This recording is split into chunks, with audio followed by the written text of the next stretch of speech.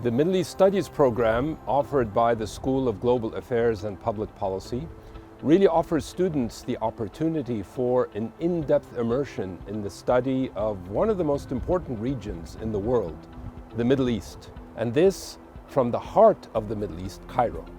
And being in Cairo, being at AUC, studying Middle East studies, offers students a tremendously broad perspective to complement their academic studies within our program.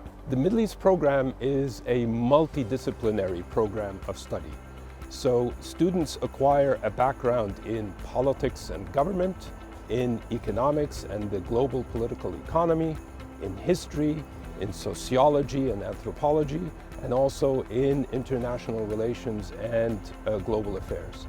We offer our students a wide variety of course selections to choose from. Whatever your particular interest, whether it's to focus on the history of the region, the religions of the region, the anthropology or sociology of the region, or the governments and politics of the region, the Middle East Studies Center offers a wide variety of choice from across the university.